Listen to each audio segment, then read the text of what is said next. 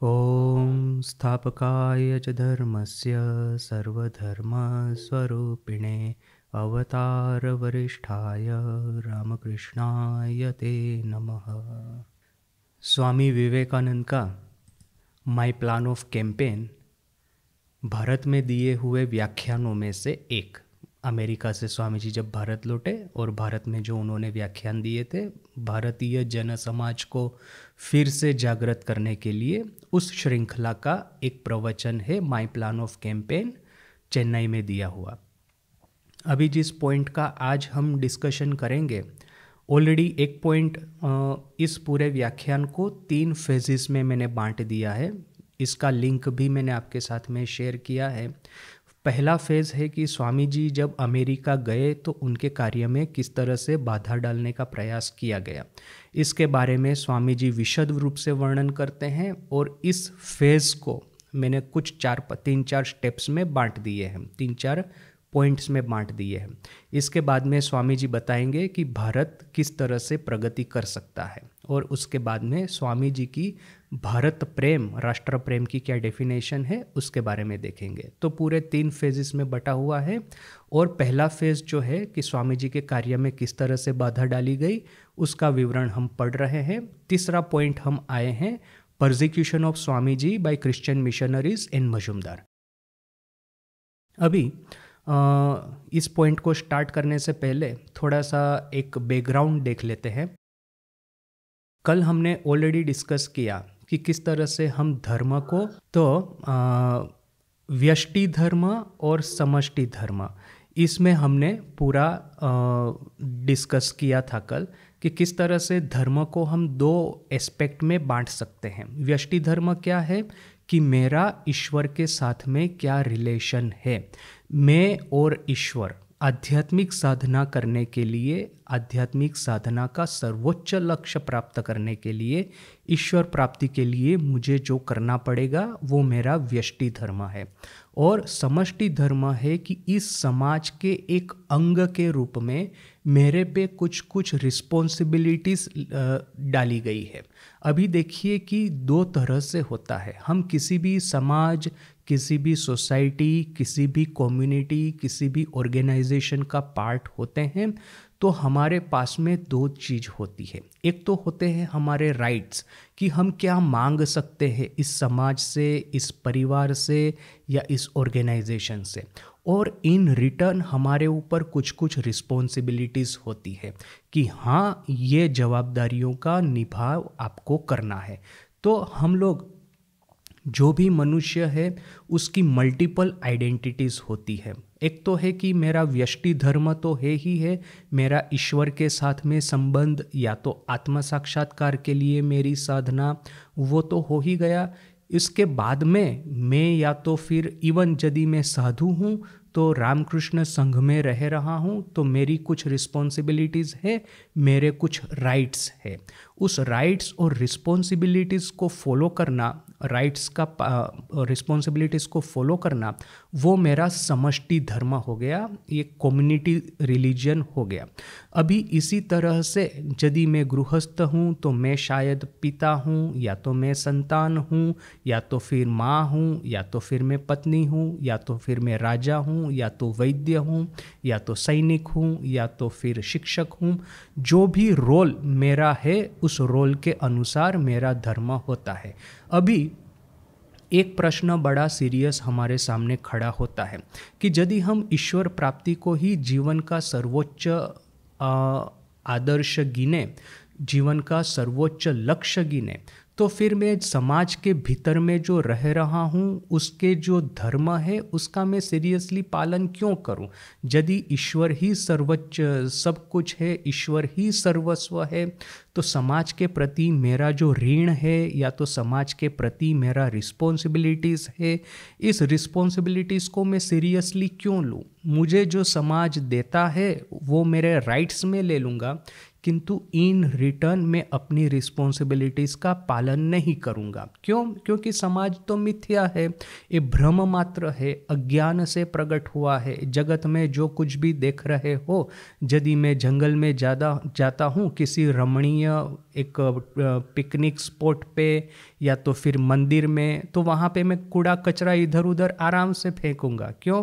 क्योंकि ना ही मेरी एनवायरनमेंट की ओर कोई रिस्पॉन्सिबिलिटीज़ है, ना ही अन्य तीर्थ यात्रालु जो वहाँ पे आएंगे उसके प्रति कोई रिस्पॉन्सिबिलिटीज़ है। जैसे कि ठाकुर का वो उदाहरण था कि हालदार पुकुर बोल करके तालाब था कामार पुकुर में, उसके किनारे पे जो भी लोग सुबह को आकर के रात को आकर के शौच करके विष्ठा फेंक करके चले जाते थे। इसके बाद में सुबह को जो लोग स्नान करने के लिए या कपड़े धोने के लिए वहाँ पे जाएंगे, उनको दिखेगा कि किनारे पे सब जगह पे विष्ठा पड़ी हुई है, तो उनको बड़ा गुस्सा आता था। तो अभी प्रश्न है कि जो लोग इस तरह से वहाँ पे शौच करते थे, किनारे पे दूसरों के लिए बाधा समस्या उत्पन्न करते थे, वे लोग अपना कार्य क्यों स्टॉप करें? उनका क्या रिस्पॉन्सिबिलिटी है दूसरों के प्रति? तो ये प्रश्न एक सहज है, और ये प्रश्न का उत्तर अभी हमको इसके लिए अपने जो मूल सिद्धांत है रामकृष्ण विवेकानंद भावधारा के दो मूल सिद्धांत, या तो फिर कहेंगे कि एक प्रिंसिपल, रूट प्रिंसिपल, या तो फिर कहेंगे फर्स्ट प्रिंसिपल, वहाँ तक जाना होगा। और ये फर्स्ट प्रिंसिपल से ये डिराइव करना होगा कि समष्टि धर्म का पालन हमको क्यों करना चाहिए। ठाकुर का जो फर्स्ट प्रिंसिपल है, ठाकुर कहते हैं कि ब्रह्म और शक्ति अभेद है। जब स्थिर होते हैं तो मैं उनको ब्रह्म कहता हूँ, जब वो कार्य करते हैं, सृष्टि स्थिति पालन करते हैं, सृष्टि स्थिति और संहार करते हैं, तब मैं उनको शक्ति कहता हूँ। तो अभी देखिए कि ठाकुर ने यहाँ पे बड़ा ही क्लियरली कहा है कि जगत में जो कुछ भी देख रहे हैं वो ब्रह्मन का ही चलित स्वरूप है, या तो फिर कहेंगे ब्रह्मन इन इट्स डायनेमिक फेज। ब्रह्मन यदि उसके जो स्टेडी फेज में देखा जाए तो वो ब्रह्मन कि जिसका साक्षात्कार करने के लिए ऋषि मुनि हजारों साल तक तपस्या करते रहे, और डायनेमिक ब्रह्मन या तो फिर ब्रह्मन का चलित स्वरूप, ये पूरा जीव जगत, ईश्वर, हमारे बंधु बांधव, हमारे देशवासी, ये देश, ये प्रकृति, ये सब कुछ जो देख रहे हैं ब्रह्मन का ही चलित स्वरूप है।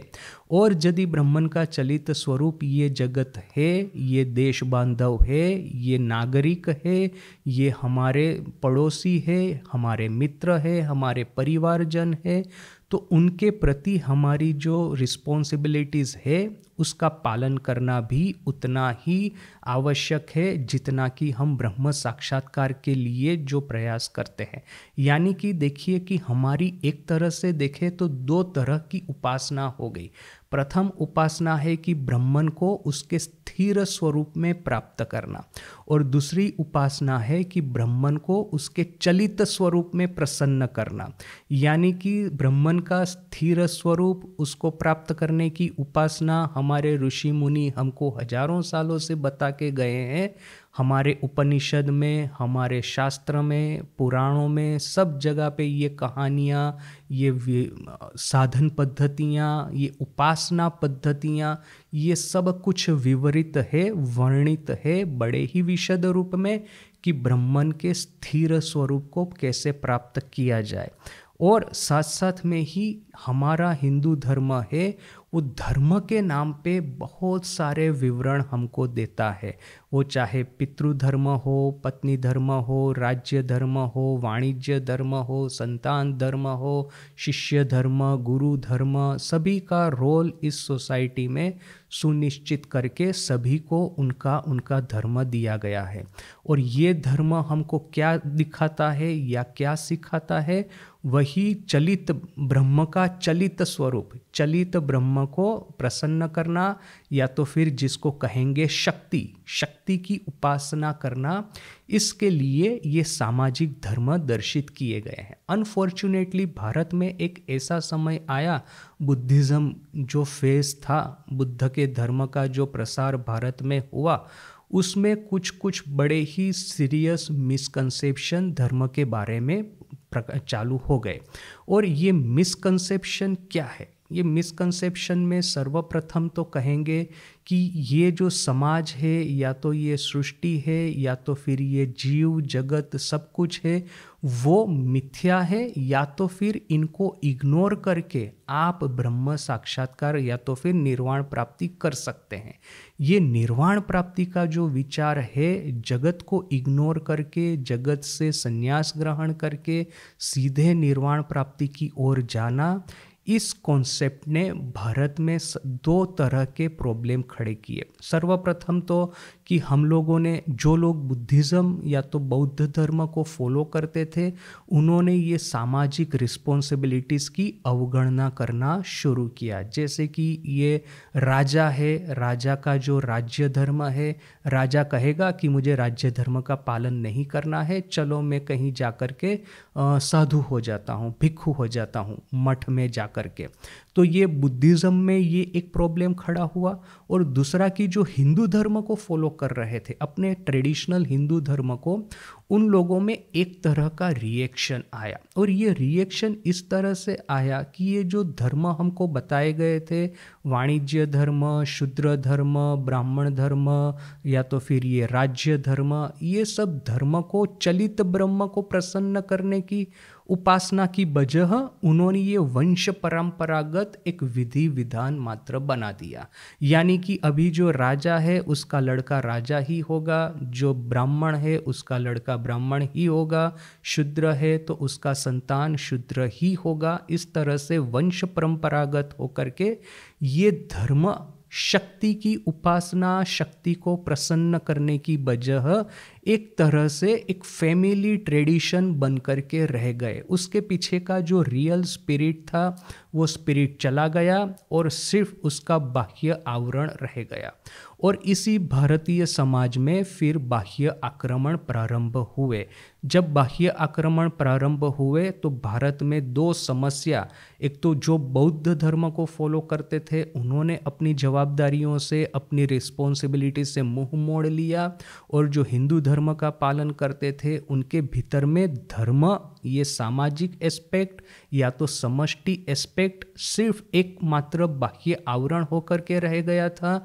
उनमें ना ही वो स्पिरिट था, ना ही वो क्षमता थी कि वो भारत की रक्षा कर पाए। इसीलिए जब बाद के आक्रमण, इस्लामिक आक्रमण या तो फिर ईस्ट इंडिया कंपनी का आगमन हुआ, तब कहीं जाकर के भारत अपने को इतना कमज़ोर पाता है कि अपनी रक्षा नहीं कर पाया और 1000 साल की गुलामी हमको सहन करनी पड़ी। आज भी देखेंगे कि ये कन्फ्यूजन व्यष्टि धर्म और समष्टि धर्म में चला आ रहा है। जिस क्षण आप समष्टि धर्म का नाम लेंगे उसी क्षण कुछ लोग बड़े ही नाराज हो जाएंगे, कहेंगे कि क्या वही प्रथा आप फिर से भारत में इंट्रोड्यूस करना चाहते हैं। ये एक तरह के लोग होते हैं। दूसरे तरह के लोग होते हैं कि यदि भारत का उत्थान करना है तो वही वैदिक युग की सब प्रथाएं वापस ले आई जाए, जो कि नाती प्रथा, जाति प्रथा, उसको भी वापस ले आया जाए। अभी ये लोग समझते नहीं है कि इसका खतरा कितना बड़ा है। जब तक इस प्रथा के पीछे का स्पिरिट हम नहीं समझेंगे, सिर्फ आंख बंद करके वो सब फिर से रेजरेक्ट करेंगे, पुरानी बातें फिर से इस आधुनिक समाज में ले आएंगे, तो वही गड़बड़ फिर से प्रारंभ होगा जिस प्रॉब्लम की वजह से भारत को 1000 साल गुलाम रहना पड़ा था। तो अभी देखिए कि रामकृष्ण विवेकानंद लिटरेचर में ये दो ट्विन प्रॉब्लम है।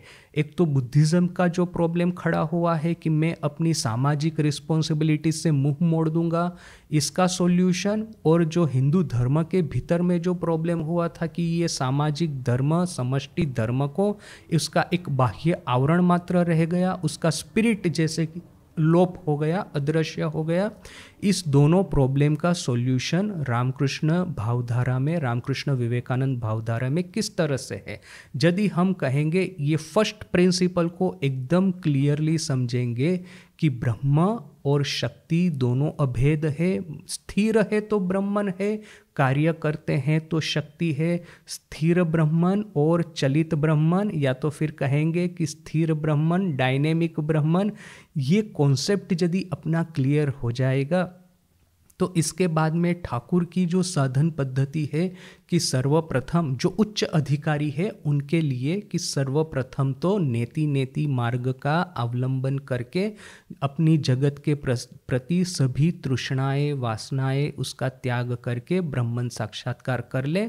फिर वहाँ पे जाकर के हम ये रियलाइज़ करें कि जो ब्रह्मन हमने आँख बंद करके पाया था वही ब्रह्मन को हम आँख खोल करके पा सकते हैं। इति इति करके जगत में वापस आए और इस समय अपना जो अस्तित्व है वो लोक कल्याण के लिए होगा। यदि मैं कॉन्शियसली लोगों का कल्याण करने का प्रयास नहीं भी करता हूँ तब भी जो कुछ भी मैं करूँगा सब कुछ ऑटोमेटिक लोक कल्याण के लिए होगा। तो ये ठाकुर की साधन पद्धति उच्च साधक जो है उन लोगों के लिए है जिनकी एलिजिबिलिटी सर्वश्रेष्ठ है, सर्वोत्तम है। फिर जो मध्यम पंथ साधक है या तो फिर निम्न साधक है जिनकी इतनी शक्ति नहीं है उनके लिए स्वामी जी प्रदर्शित मार्ग है कि हाँ आत्मनो मोक्षार्थम जगत हिताय च। एक और आप अपने आत्मा का मोक्ष प्राप्त करने के लिए आप यदि ईश्वर की आराधना कीजिए, दूसरी ओर आप वही ईश्वर की आराधना इन मनुष्यों में कीजिए। और यहाँ पे देखिए कि स्वामी जी जब कहते हैं कि ये आत्मनो मोक्षार्थम जगत हिताय च, आपको नॉट नेसेसरी के आपको दो अलग अलग चीज़ें करनी पड़े। सेवा योग एक ऐसा योग है स्वामी जी द्वारा प्रदर्शित कि आप मनुष्य के भीतर में शिव है उनकी ही आराधना कीजिए और उसी आराधना से आपको उसी ईश्वर की प्राप्ति होगी जिस आराधना लोग शिव मंदिर में बैठ कर के शिवलिंग पे जो दूध है, फिर ये बिल्व पत्र है, धतूरा का फूल है, वो अर्पण करके उनको जो प्राप्ति होती है वही प्राप्ति आपको मनुष्य रोगी नारायण, दरिद्र नारायण, चंडाल नारायण, मूर्ख नारायण इनकी सेवा करने से प्राप्त होगी।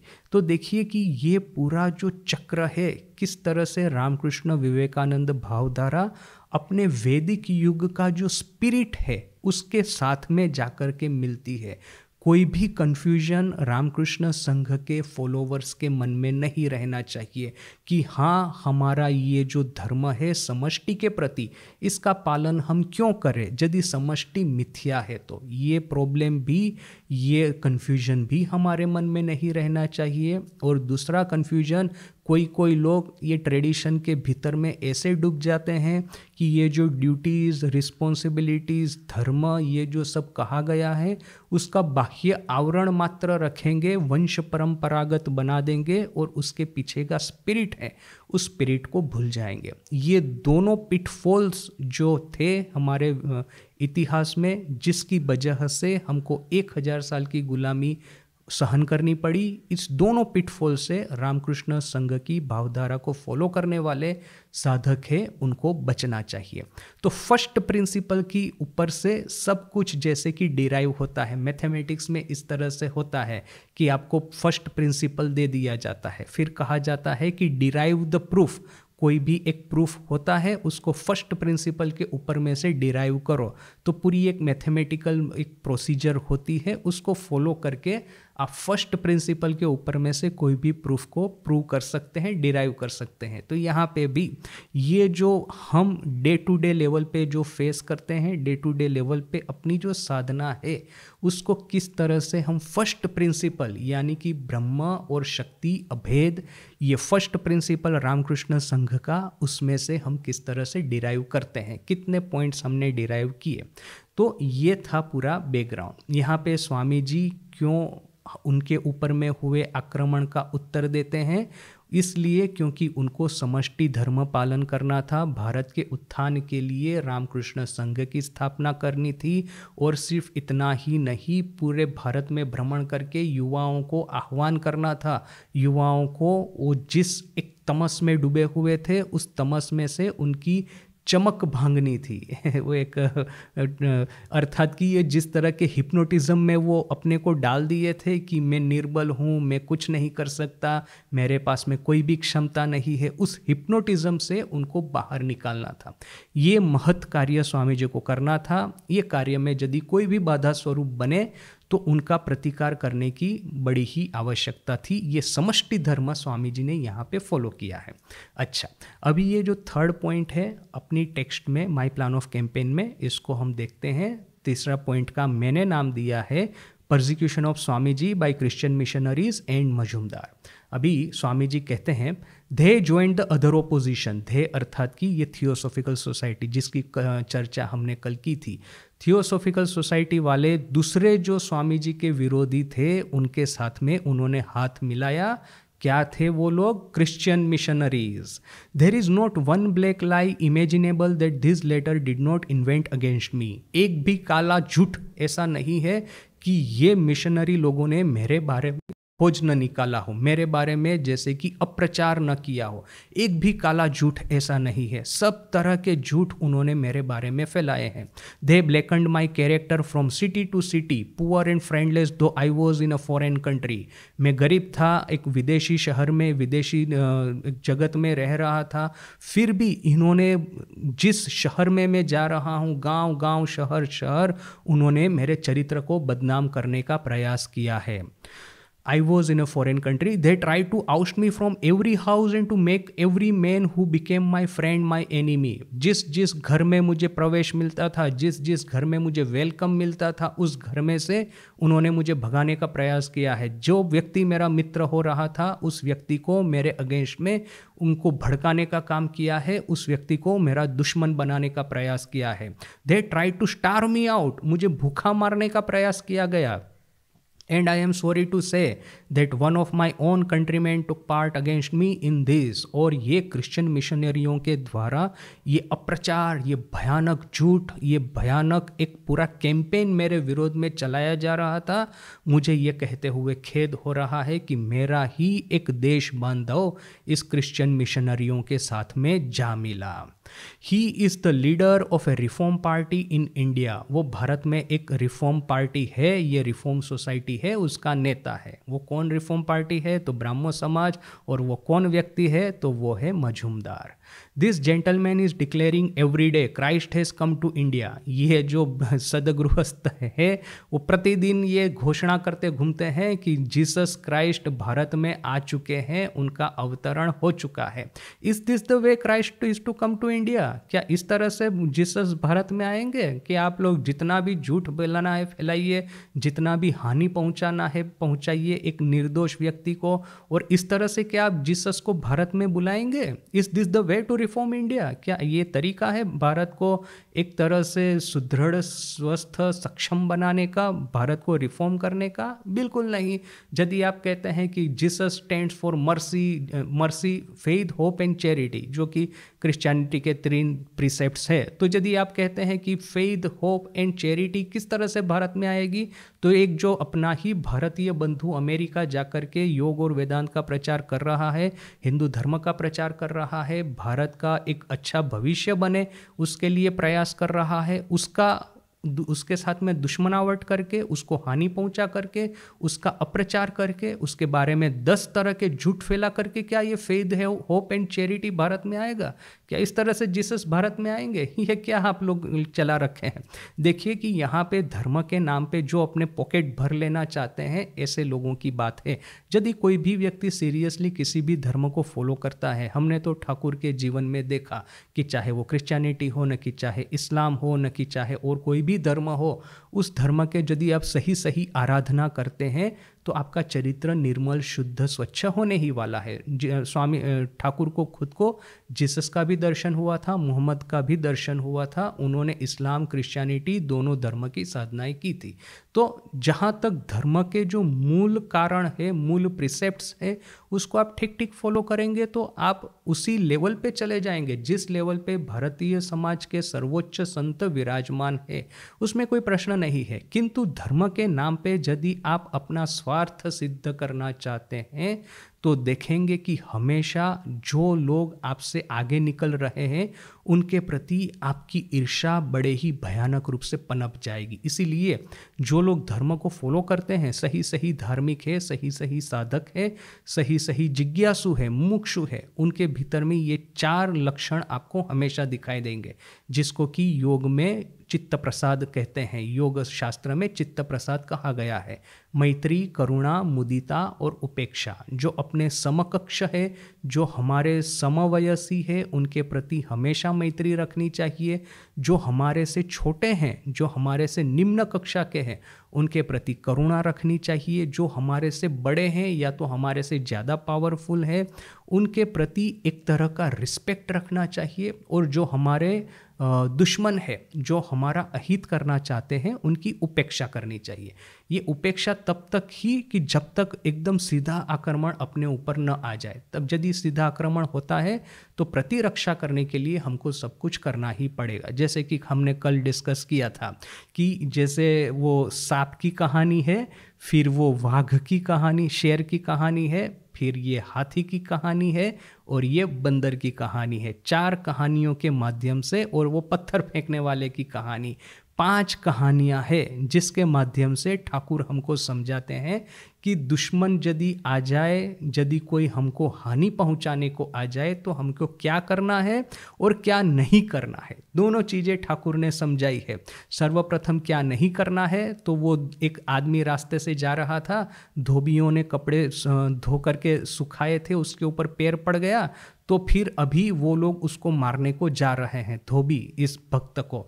तो भक्त को मारने को जा रहे हैं देख करके भगवान ने उसको रक्षा करने के लिए गए, किंतु जैसे ही भगवान ने देखा कि उसके भक्त ने उनको प्रति आक्रमण करने के लिए पत्थर अपने हाथ में उठा लिया है, तो वैसे ही भगवान वापस आ गए, ये सोच करके कि यदि वो खुद पत्थर उठाता है अपने हाथ में तो मुझे उसकी रक्षा करने की क्या ज़रूरत है। तो क्या नहीं करना है ये इस कहानी में, और क्या करना है वो बाकी की 4 कहानी में। कि सांप को यदि ये कहा गया कि तुम मंत्र का पाठ करो, दूसरों पे आक्रमण मत करना, ये देख करके गांव वालों ने जब सांप की पिटाई की, उस समय सांप क्षत विक्षत हो गया था। फिर गुरु ने, ब्रह्मचारी ने आकर के फिर से पूछा कि अरे तुम्हारी ये दुरावस्था क्यों हुई।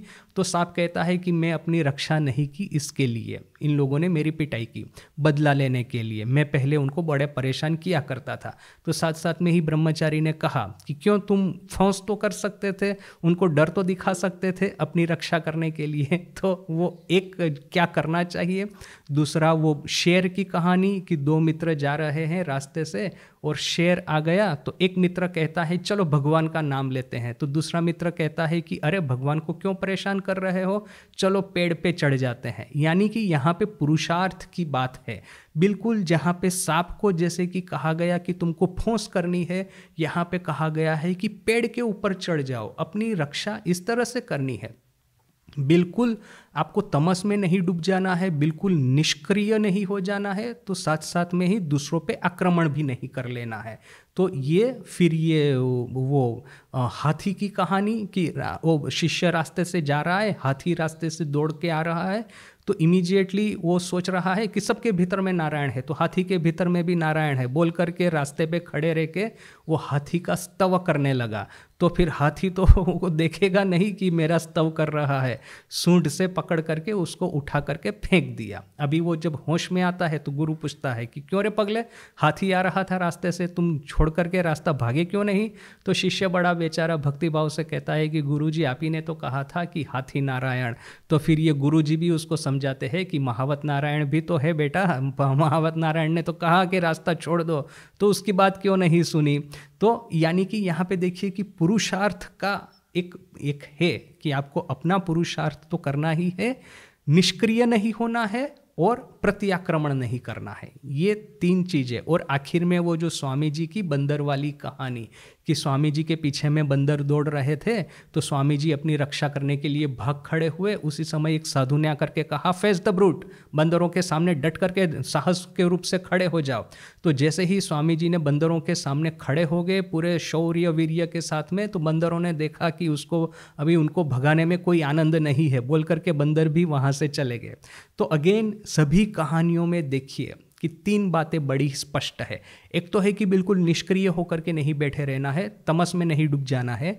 दूसरा है कि आपको प्रति आक्रमण नहीं कर देना है कि मैं दूसरों की सामने उसके सामने उसको मैं हानि पहुंचाऊंगा, उसको मैं इंजर करूंगा, ऐसा भी नहीं करना है।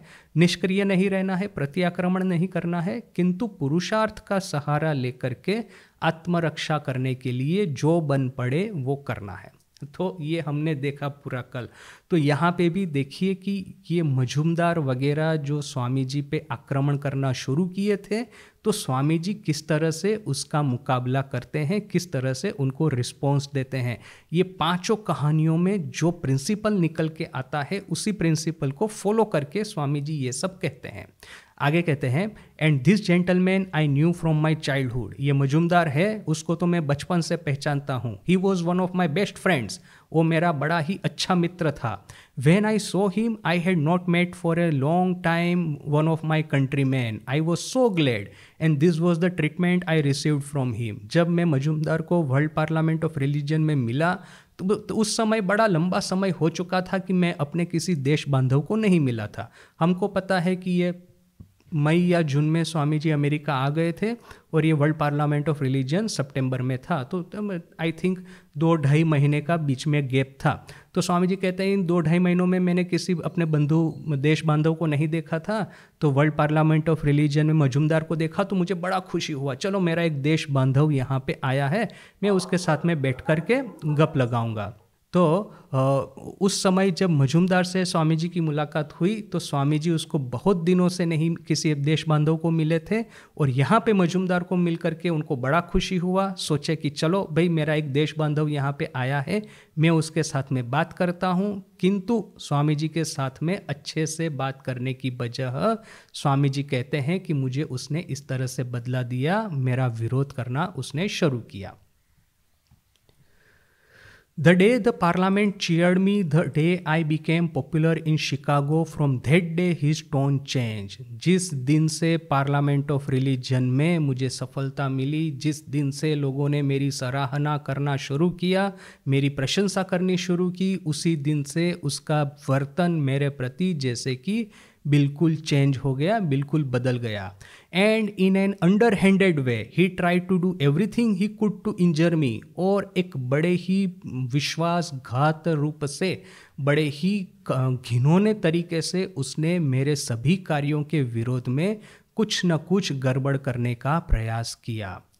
Is that the way that Christ will come to India? क्या ये तरीका है कि भारत में जीसस आएंगे? इस तरह से क्या जीसस आएंगे भारत में? Is that the lesson that he had learned after sitting 20 years at the feet of the Christ? क्या ये जीसस के पदमूल में 20 साल बैठ करके क्या उसने ये सीखा है जीसस के पास में? The great reformers declare that Christianity and Christian power are going to uplift the Indian people. ये जो बड़े बड़े रिफॉर्मर है वे लोग कहते हैं कि जीसस और क्रिश्चियनिटी भारत का बहुत बड़ा उत्थान करेंगे। Is that the way to do it? क्या ये तरीका है कि ये जीसस भारत में आकर के भारत का उत्थान करेंगे? Surely, if that gentleman is an illustration, it does not look very hopeful. क्या ये जेंटलमैन मजूमदार यदि क्रिश्चियनिटी का उदाहरण है तो मुझे कोई आशा नहीं दिख रही कि ये क्रिश्चियन लोग भारत में कुछ कर पाएंगे। अच्छा, अभी इसके बाद का पॉइंट है persecution of Swami ji. Swami ji is called a Shudra. अभी जिस तरह से थियोसॉफिकल सोसाइटी वालों ने स्वामी जी की निंदा की, क्रिश्चियन मिशनरीज और मजूमदार ने मिलकर के स्वामी जी की निंदा की, तो और एक पूरा तबक्का था और एक पूरा सेक्शन था जिन्होंने स्वामी जी को शूद्र बोल करके उनको एक तरह से उनको तुच्छ ताच्छिल्य करने का प्रयास किया है। 1 word more, स्वामी जी कहते हैं और एक शब्द ज़्यादा। फिर एक शब्द के नाम पे बहुत सारे शब्द बोलते हैं वैसे। I read in the organ of the social reformers that I am called a शूद्र। ये जो सोशल रिफॉर्मर सोसाइटी होती है, ब्रह्मो समाज वगैरह, उनके पत्र पत्रिकाओं में पढ़ रहा हूँ, उसमें लिखा है मैं शूद्र हूँ। And I am challenge as to what right a Shudra has to become a सन्यासी। और ये लोग पूछते हैं कि शूद्र साधु कैसे हो सकता है। टू विच आई रिप्लाई, उसके सामने मेरा उत्तर है, I trace my descent to one of those to one at whose feet every Brahmin lays flower when he utters the word यमाय धर्मराजाय चित्रगुप्ताय वै नमः। जो लोग ये कहते हैं कि मैं शूद्र हूँ, उनको मेरा उत्तर है कि मैं उन लोगों का फॉलोवर हूँ, मैं उन लोगों का वारस हूँ जो लोग प्रतिदिन ये कह करके, ये मंत्र जप करके ईश्वर को पुष्पार्पण करते हैं, यमाय धर्मराजाय चित्रगुप्ताय वै नमः। यम, धर्मराजा और चित्रगुप्त को मैं नमन करता हूँ। And whose descendants are the purest of Kshatriyas, और उनके जो ये डिसेंडेंट है वो प्योर क्षत्रिय है। If you believe in your mythology और your Purana scriptures, let this so called reformers know that my caste apart from other services in the past ruled half of India for centuries. यदि आपको अपने पुराणों में, अपने शास्त्रों में विश्वास है तो जान के रखिए कि मैं जिस जाति से हूँ, क्षत्रिय जाति से, उसने युगों युगों तक आधे भारत पे राज्य किया है। If my caste is to left out of consideration, what will there be left of the present day civilisation of India. यदि मेरी जात, उसके बारे में यदि उसको आपको भारत के इतिहास में से निकाल देंगे तो आज की भारतीय आधुनिक सभ्यता है उसमें से क्या बचेगा। In Bengal alone, my blood has furnished them with the greatest philosopher, the greatest poet, the greatest historian, the greatest archaeologist, the greatest religious preacher. Bengal में ही मेरी जो ब्लड लाइन है, मेरा जो वारसा है, मेरा जो पूर्वज है, मेरी जो जात है, उसने बंगाल के ग्रेटेस्ट फिलोसोफर, सर्वश्रेष्ठ फिलोसोफर को जन्म दिया है। ग्रेटेस्ट पोएट, सर्वश्रेष्ठ पोएट अर्थात कि कवि को जन्म दिया है। ग्रेटेस्ट हिस्टोरियन, सर्वश्रेष्ठ हिस्टोरियन को जन्म दिया है। The greatest archaeologist, the greatest religious preacher. Greatest archaeology अर्थात कि पुरातत्व विज्ञान, ये जो पुराने खंडहर रहते हैं वगैरह, उसके ऊपर में छानबीन करके इतिहास को खोज निकालना। तो ये ग्रेटेस्ट आर्कियोलॉजिस्ट और ग्रेटेस्ट रिलीजियस प्रीचर को मेरी जात ने जन्म दिया है। और यहाँ पे देखेंगे कि ये फुटनोट है। अभी ये तो आपको पता ही होगा कि ये जो मैंने टेक्स्ट आपके साथ में शेयर की है वो it's a part of the new edited complete works, तो उसमें बहुत सारी फुटनोट है और ये फुटनोट को बनाने में मेरा भी थोड़ा सा हाथ था। तो यहाँ पे देखिए कि कौन कौन है जिसका नाम यहाँ पे स्वामी जी लेते हैं। तो आचार्य ब्रजेंद्र नाथ शील, पोएट है माइकल मधुसूदन दत्त। सर्वश्रेष्ठ हिस्टोरियन जिसको स्वामी जी कहते हैं वो है रमेश चंद्र दत्त। सर्वश्रेष्ठ साइंटिस्ट का नाम लेते हैं Jagdish Chandra Basu. To name a few who were born of the Kshatriya caste, माने जो कुछ लोगों का नाम लिया जाए यहाँ पे स्वामी जी कहते हैं क्षत्रिय कास्ट में से, तो ये लोग कुछ है। इन बंगाल अलोन, अच्छा ये तो हमने पढ़ लिया। These detractors ought to have known a little of our own history and to have studied our three castes and learned that the Brahmin, the Kshatriya and the Vaishya have equal right to be sannyasis. The Traivarnikas have equal right to the Vedas. जो लोग मुझे शूद्र कह के ये कहते हैं, जो लोग मेरे पे ये लांछन लगाते हैं कि इसके पास में क्या राइट है, किस वजह से उसने संन्यास ग्रहण किया है, उनको समझना चाहिए कि जिसको त्रैवर्ण कहते हैं, त्रैवर्णिकास, एक है ब्राह्मण, दूसरा क्षत्रिय, तीसरा की वैश्य, इन तीनों को संन्यास लेने का अधिकार अपने शास्त्र में है। ये शास्त्र पढ़ करके मुझे पूछे कि किस अधिकार से आपने संन्यास ग्रहण किया है। किंतु स्वामी जी साथ में और भी एक बात कहते हैं कि इन लोगों ने मुझे शूद्र कहा तो मुझे इसके बारे में कोई आपत्ति भी नहीं है। एक तो अपना एक डिफेंस तो उन्होंने कर लिया कि हाँ मैं शूद्र नहीं, मैं क्षत्रिय हूँ, किंतु साथ साथ में ही अपने को शूद्र करे से पहचान देने में भी स्वामी जी कतराते नहीं है। This is only by the way, ये तो सिर्फ एक बात हो गई कि मुझे अपना जो वर्ण क्या है वो सिद्ध करना पड़ा। भारत पूरा वर्ण जाति प्रथा पे बना है, तो स्वामी जी ने यहाँ पे कह दिया कि मैं शूद्र नहीं, क्षत्रिय जाति का हूँ, वही क्षत्रिय जाति जिसने कि युग युगांतर तक भारत की रक्षा की है। किंतु साथ में ही स्वामी जी कहते हैं कि ये तो सिर्फ एक आर्ग्यूमेंट देना हुआ।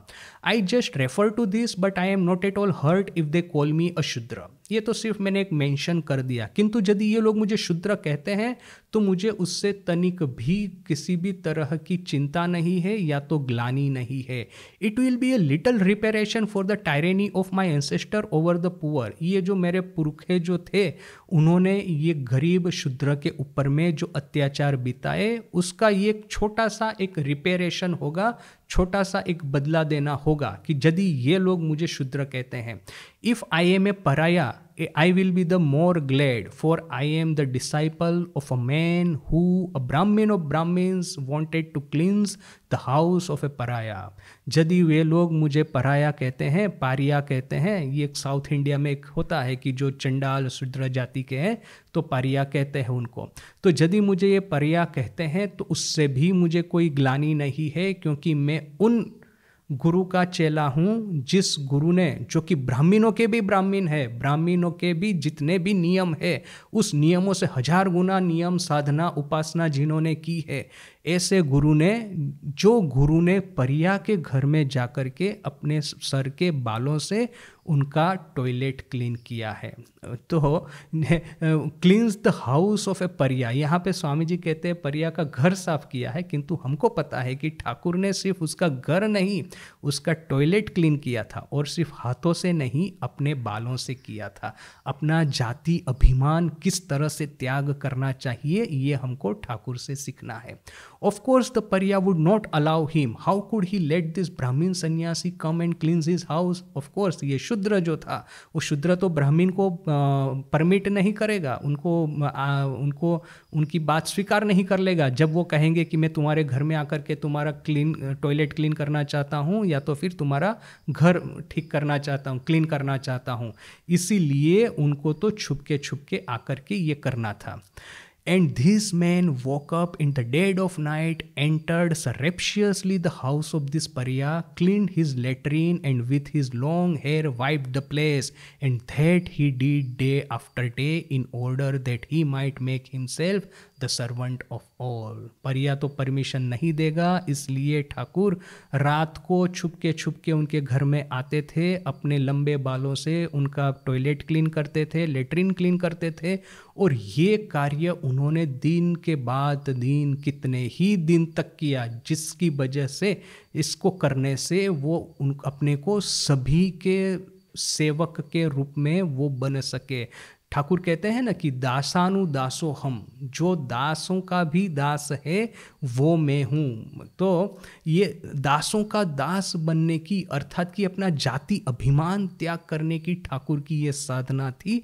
उस साधना के अंग के रूप में ठाकुर ने दिन के बाद दिन अपने बालों से उसका लेटरिन क्लीन किया है। स्वामी जी कहते हैं ऐसे गुरु का मैं शिष्य हूँ, तो यदि आप मुझे शूद्र चंडाल परिया कहेंगे तो उस बात से मुझे कोई भी ग्लानि नहीं होगी, क्योंकि मेरे पुरखों ने इनके ऊपर में जो अत्याचार किए हैं उस अत्याचार का मैं इस तरह से कुछ तो रिपेरेशन दे पाऊंगा, कुछ तो मैं क्षमा मांग पाऊंगा उनसे कि हमारे पूर्वजों के किए हुए पापों की सजा या तो फिर पापों का ऋण मैं इस तरह से चुकते कर सकता हूँ।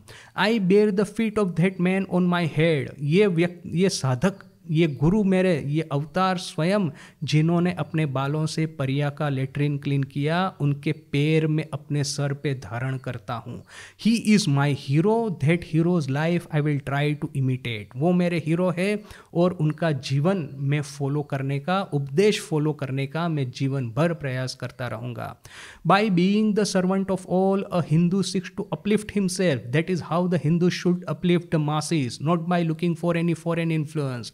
सभी के दास हो करके एक हिंदू अपने को उच्चतर स्थिति में ले जाता है, साधना के उच्चतर सोपान सर कर सकता है, और यही दूसरों का दास हो करके ही एक हिंदू पूरे हिंदू समाज को उन्नत करेगा, हिंदू समाज की प्रगति का पंथ जैसे कि वो मुक्त करेगा। नहीं कि कोई विदेश से इंपोर्ट की हुई फिलोसॉफी से, विदेश से इंपोर्ट किए हुए धर्म के माध्यम से।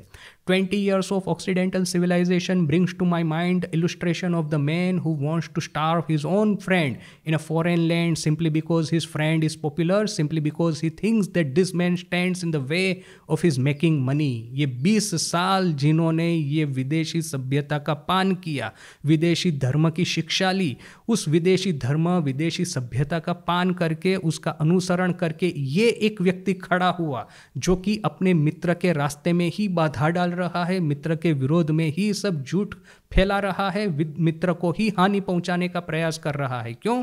क्योंकि उसका मित्र उससे ज़्यादा पॉपुलर हो गया है। स्वामी जी मजूमदार से ज़्यादा पॉपुलर हो गए थे बोल करके मजूमदार के मन में जो ईर्ष्या का उदय हुआ, इस ईर्ष्या के मारे मजूमदार ने सोचा कि अभी तो स्वामी जी को किसी भी तरह से अमेरिका से भगाया जाए और वो भगाने के लिए जो कुछ भी करना पड़े वो मैं करूँगा। तो ये 20 साल की विदेशी संस्कृति विदेशी धर्म का पान करके विदेशी धर्म को फॉलो करके ये यदि मजूमदार जैसा आदमी खड़ा होता है तो ये विदेशी संस्कृति विदेशी धर्म किस काम के।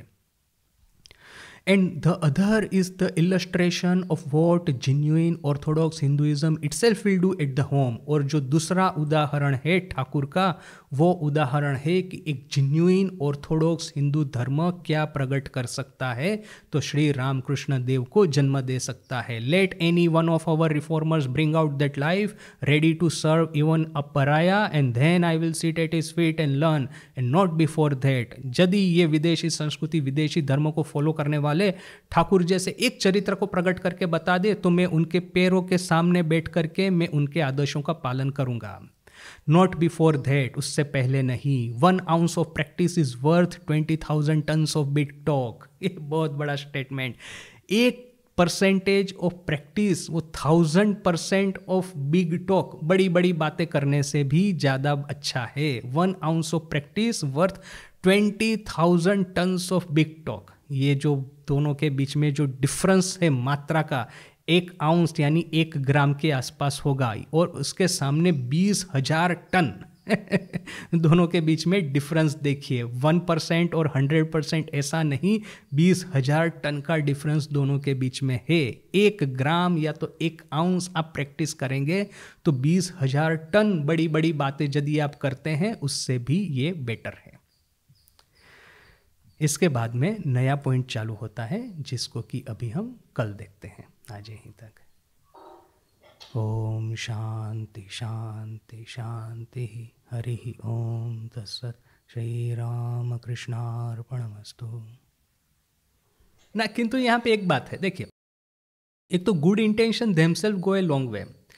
अब जब गृहस्थ है तो घर तो चलाना है, तो एक बारे आप 100% ये सत्य अहिंसा का पालन करने से तो होगा नहीं। जन्म जन्मांतर की यात्रा है, तो यदि एक फर्स्ट स्टेप ले लिया है मंथली कमिटमेंट का, तो that itself will go a long वे। फिर नेक्स्ट जन्म इससे अप बिल्ड करेंगे, उसके बाद में उसके ऊपर बिल्डअप करेंगे। That is that.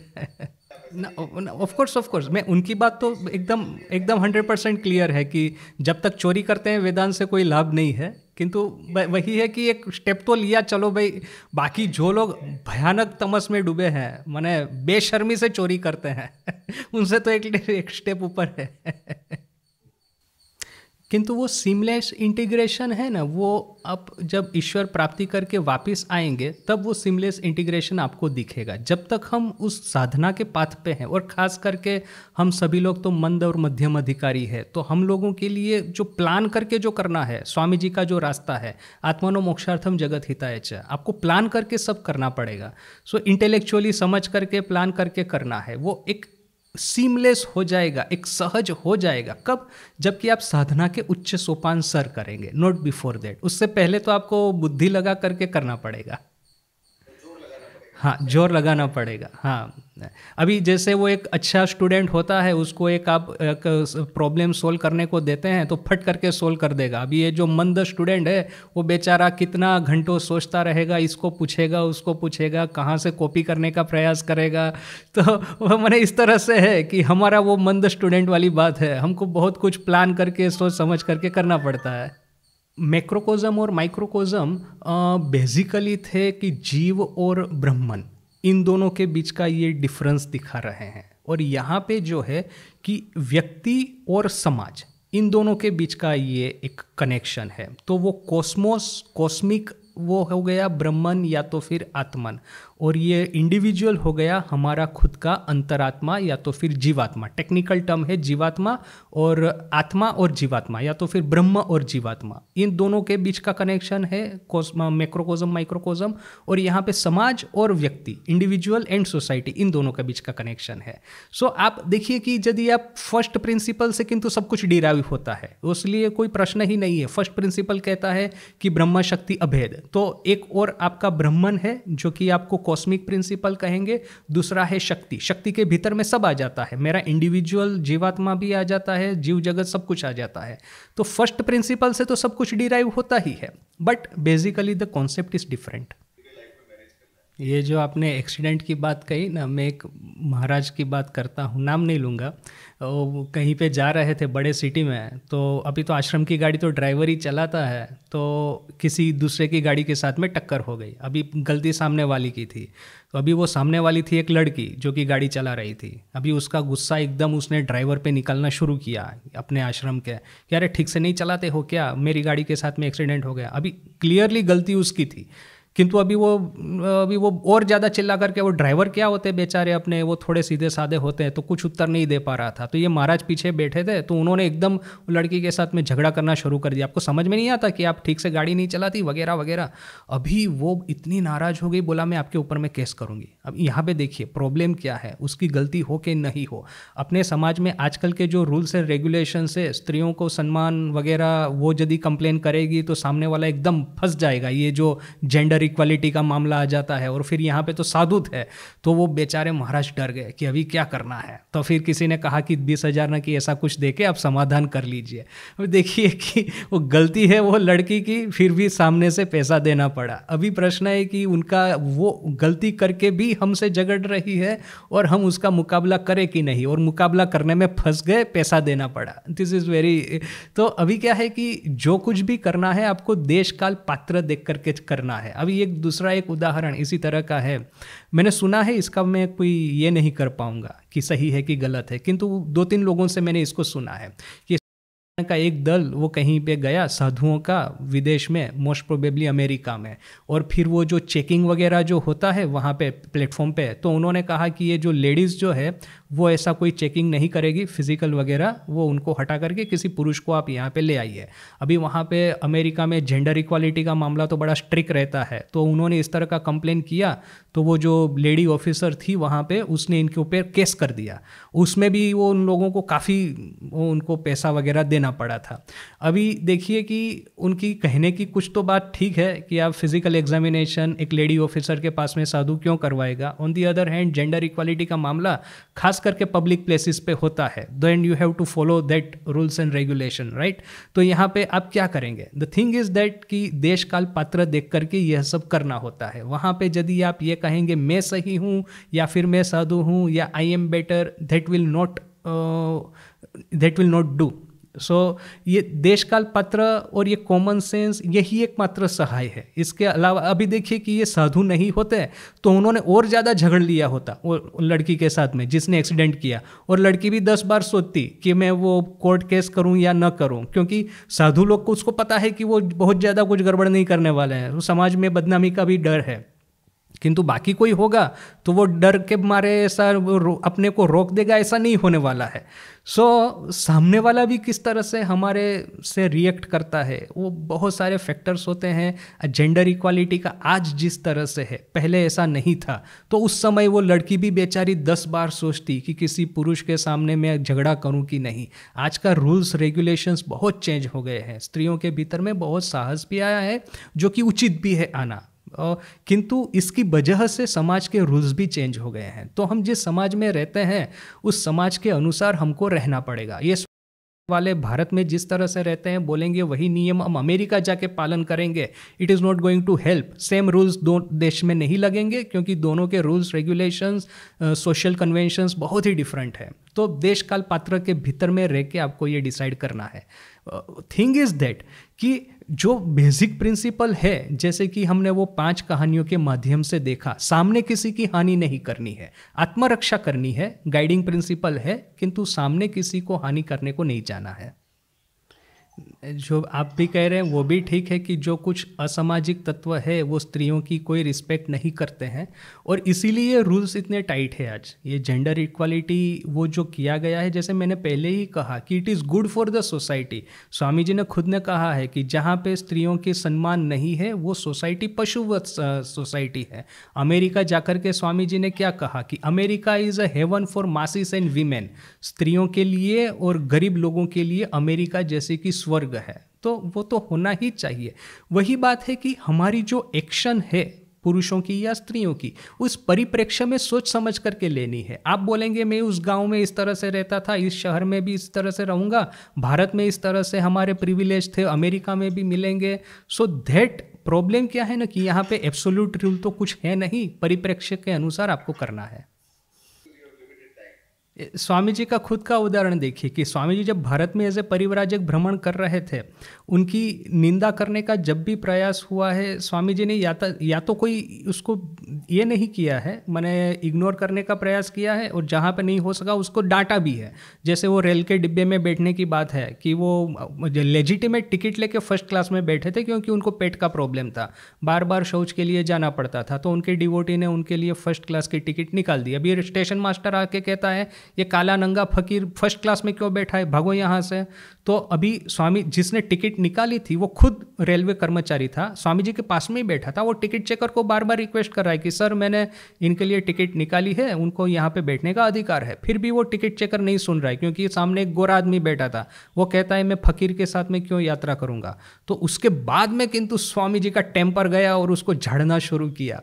तो ये कॉन्टेक्चुअल है, बात ये नहीं कि स्वामी जी झगड़ा करना चाहते थे, किंतु फिर वो उसके साथी के सामने वो अपशब्द बोले, वो तो एक तो बोलना है ना। फिर अभी अमेरिका में देखिए स्वामी जी शिकागो में ही पहले जब वो गली से रास्ते से जा रहे हैं, वो कपड़े पहन के, उनके ड्रेस कोट और पगड़ी पहन के, तो उनके ऊपर में पत्थर भी छोड़े गए थे।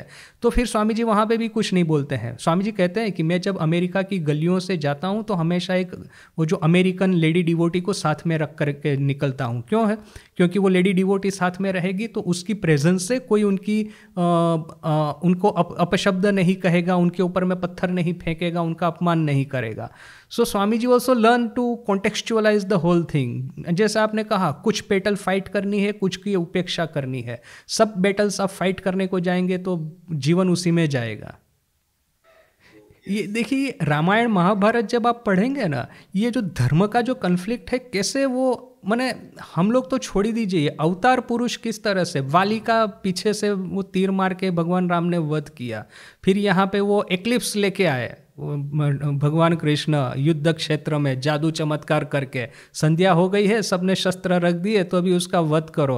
वो नरोवा कुंजरोवा, वो हाथी मर गया है कि मनुष्य मरा है वो पता नहीं, वो कर्ण का रथ फंस गया है, वो रथ का चक्र निकालने का प्रयास कर रहे हैं, वो कृष्ण अर्जुन को कहता है कर दो इसका वध अभी। तो अभी ये राम और कृष्ण को भी हम देखते हैं आपाततः ऊपर ऊपर से कि ये धर्म का तो भंग कर रहे हैं, युद्ध के जो नियम है उसी को भंग करके वो अवतार कैसे हो गए।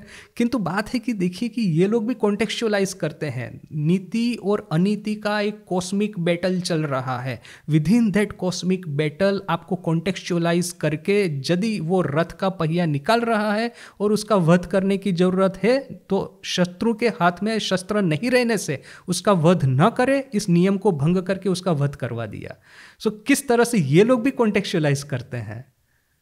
ये जो न्याय शास्त्र के जो प्रिंसिपल होते हैं ना कि वाद विवाद कैसे करना है, उत्तर पक्ष पूर्व पक्ष, या तो फिर मॉडर्न उसको कहा जाएगा कि डायलेक्टिकल वो जो थिंकिंग जो होता है, ये जो मार्क्सिज्म ने इसको बड़ा मैंने इंटेलिजेंटली अप्लाई किया है कि किस तरह से अपने विरोधियों को चारों ओर से फंसा करके उसको अपना ले।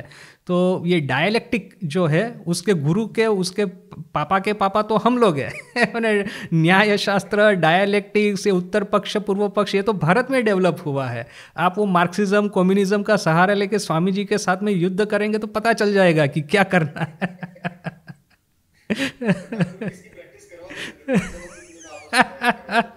वे मास्टर महाशय और स्वामी जी को कहते हैं चलो तुम लोग आपस में अंग्रेजी में चर्चा करो, तो दोनों चुपचाप बैठे रहते हैं। ठाकुर 2-3 बार जिद करते हैं, किंतु फिर भी ये लोग मास्टर महाशय ने तो पहले ही कह दिया कि जो 3 पहले दर्शन में ही, जो तृतीय दर्शन में वो जो आर्ग्यूमेंट किया सो किया, बस अभी यहाँ पे ही ठाकुर का वो मास्टर महाशय का आर्ग्यूमेंट का मुंह बंद हो गया। नरेन आर्ग्यूमेंट करता था, किंतु आखिर में उसने भी सीख लिया। वो जो हीरानंद आया था सिंध से, तो वो मास्टर महाशय को तो पहले बोले इसके साथ में कुछ बात करो, फिर वो नहीं माने तो बोला नरेन को लेके आओ। तो नरेन कुछ किंतु विवाद करता है कि मैं यदि ईश्वर होता तो इससे भी अच्छी सृष्टि की रचना करता। यदि वो प्रश्न करता है वो हीरानंद कि भगवान की सृष्टि में भक्त को इतना कष्ट क्यों है, तो नरेन कहता है कि मैं यदि ईश्वर होता तो इससे बेटर सृष्टि की रचना कर देता। तो ठाकुर के सामने जो ऐसा बोल सकता है वो मजुमदार फजुमदार क्या है उसके सामने। वो जो ठाकुर ही कहते हैं ना, अपना वध करना है तो सुई काफ़ी है, ये ढाल तलवार तो दूसरों के वध के लिए है। शास्त्र पाठ क्यों है कि वो बिकॉज कि आपको वो कार्य करना है बोल करके शास्त्र पाठ। अदरवाइज आप कथामृत पढ़िए, इस ऑल जगत में जो कुछ भी है सब कथामृत में, फिर और कुछ पढ़ने की जरूरत नहीं है। थियोसॉफिकल सोसाइटी और क्रिश्चियनिटी में वैसे तो काफ़ी फ़र्क है। क्रिश्चियनिटी के अनुसार एक जीसस मात्र सेवियर है और उसके अलावा और किसी को आप फॉलो करेंगे तो आप क्रिश्चियनिटी के फॉलोअर नहीं हुए। और यहाँ पे थियोसॉफिकल सोसाइटी के 2 महात्मा थे, कुथुमी और मोरिया, तिब्बत में रहते थे तथाकथित, और वो सुपर नेचुरल माध्यम से वो इन लोगों को ये मैसेज पहुंचाते थे। उनके जो रिप्रेजेंटेटिव थे एनी बेसेंट और मिस्टर जज, तो ये कुथुमी और मोरिया के फॉलोवर्स थे थियोसॉफिकल सोसाइटी वाले। तो यदि आप जीसस के अलावा और किसी को भी फॉलो करते हैं एज ए सेवियर, तो फिर वो आप क्रिश्चियनिटी के फॉलोवर नहीं रहे। यानी कि थियोसॉफिकल सोसाइटी और ये क्रिश्चियनिटी, इन दोनों के बीच में यही फंडामेंटल ही सबसे बड़ा फ़र्क था। बाकी डिटेल तो होती रहेगी, फंडामेंटल ये बहुत बड़ा फ़र्क था कि ये दोनों एक दूसरे के एक्सक्लूसिव थे। यदि आप जीसस को फॉलो करते हैं तो कुथुमी और मोरिया को नहीं फॉलो कर पाएंगे, और उनको फॉलो करते हैं महात्मा को तो आप जीसस को फॉलो नहीं कर पाएंगे। ना उसका रीज़न एक बताऊं क्या है कि हमारा जो साधुओं का लैंग्वेज है ना, खिचड़ी हो गया है। अभी हम लोग कभी नॉर्थ में रहते हैं, कभी साउथ में, कभी ईस्ट में, कभी वेस्ट में, तो ये बंगाली, हिंदी सब वोकेबुलरीज हमारी लैंग्वेज में आ जाती है। तो कोई भी गुजराती प्योर बोलना बड़ा मुश्किल है, वो कुछ हिंदी अंग्रेजी शब्द आ ही जाएंगे बोल करके हमारी जो गुजराती यूनिवर्सल लगती है। अभी मेरा प्रॉब्लम क्या था, मैं ऐसा मिक्स खिचड़ी भाषा बोलता हूँ। अभी वो वहाँ पे जोत एडिट करना है, अभी रामकृष्ण जोत अपनी गुजराती पत्रिका तो प्योर गुजराती में चलना पड़ेगा।